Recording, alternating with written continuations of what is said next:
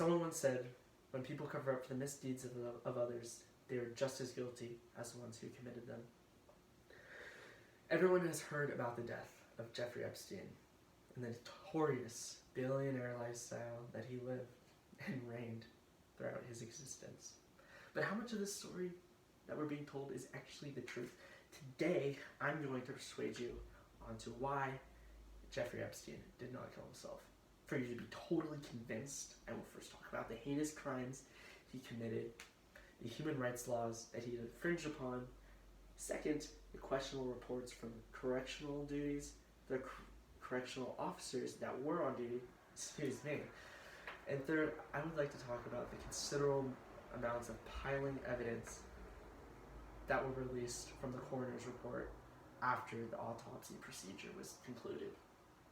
So without further ado, allow me to formally begin my presentation. For those of you who don't understand or know the background of billionaire Jeffrey Epstein, here's a brief rundown about the despicable life that this man had lived. No question about it, billionaire Jeffrey Epstein had several ties to politicians and other prominent figures, sort of making him seem like he was untouchable up till leading up to his arrest in 2017. It was stated in an NPR news broadcast show in 2017 in February. It was brought to you by Julie Brown, a Miami Herald reporter. It stated, Epstein essentially came up with a sex operation where he would recruit girls, underage girls, into his Palm Beach luxurious estate where he would have them come up to his home and give him a massage. Now, in order to understand that and the crimes he committed, it's also important that we understand the Florida state laws and what they state in the Florida state statutes and their constitution. In section 787 of the Florida state statute, it is stated that human and sex trafficking is a form of modern day slavery and is one of the most wicked crimes one can possibly commit. Now, this is blatantly true and is an obvious fact, and you don't have to be in Florida to know it. It's true throughout the United States. It's true throughout the entire world, for that matter. Epstein also had regular connections to prominent, well-known figures in the country. Like, he was a billionaire, large, very successful business operational.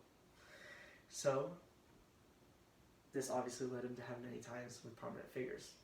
According to Business Insider, Jeffrey had long friendships with current sitting president and Commander-in-Chief Donald J. Trump, as well as former sitting president Bill Clinton. Among these figures, it is comparable to say that he also had many other influential figures involved in his life, giving him some level and sense of immunity from the law, that he couldn't be arrested, charged, and then later convicted. Now that we've discussed the crimes and connections that he had committed, let's now discuss the negligence and reasons resulting in Jeffrey Epstein's killing in the first place. Let me first start off by stating a quote by Mayor Bill de Blasio in 2019, after Jeffrey Epstein's death. How on earth was he not under any special protection? What is really going on here? I think that's a question we must get a full answer to. You are completely right, Mayor Bill de Blasio. You do deserve an answer, and frankly, we all deserve an answer as to why this possibly could have happened. And there are regular measures to keep in mind and precautions typically put in place for inmates that are also having suicidal thoughts. Each institution holding an incarcerated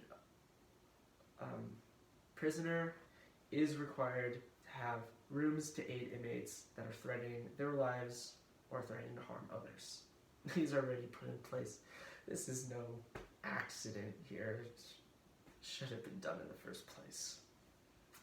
According to Cornell Law of 2020, 1. Staff or trained inmate observers observing in scheduled shifts are responsible for keeping the inmate safe. Makes sense. 2. Only the warden may authorize the use of inmate observers.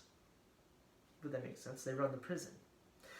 3. Inmate observers are considered to be on an institutional work assignment when they are on scheduled shift. Okay. So let's look back at that. Let's go to the suicide watch log. Observers are required to document everything they see, whether it's suspicious or not.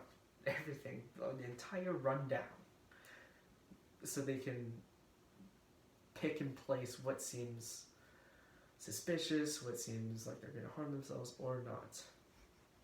Termination based upon clinical findings. The program coordinator will determine whether they should be moved to that designated and safe space for this prisoner. Whoever is incarcerated. It doesn't have to be Jeffrey Epstein. This goes for anyone. It could have happened to anyone. They are supposed to remove the inmate after they believe that they have been cleared and they are no longer harm to themselves or anyone else for that matter. These precautions are important to recognize because they protect the inmate and continue to allow for their due process to take place. Now, that's beneficial to them too. They don't deserve to die. We need to get to the bottom of every crime committed, guilty or not guilty. It's your right. Speedy court process. Now let's move on to the evidence aspect, which will include the autopsy and coroner's report.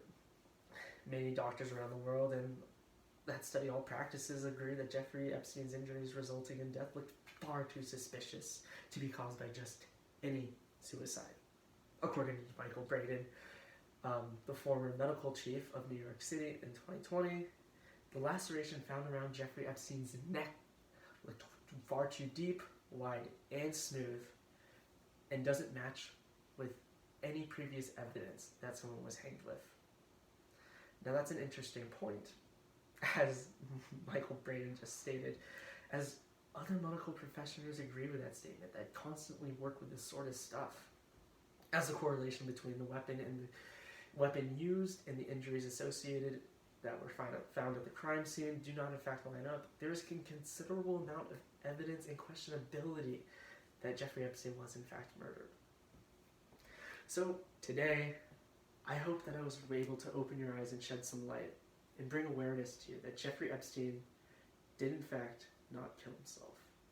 We've done this by first discussing the background of his life and talking about those who he associated with. Second, we discussed the negligence displayed by the authorities who worked at the correctional institution. Third, we talked about the autopsy and coroner's report. That it's considerable evidence that he did not kill himself. So, someone once said, when people cover up for the misdeeds of others, they are just as guilty as the ones who committed those crimes. Whoever murdered Jeffrey Epstein is still at large and knew that the cases brought against him would be dropped and would not be seen again. And though the man who committed these crimes is dead, the crimes he committed are still alive. And those little girls that were victims, they fell victim, are still suffering.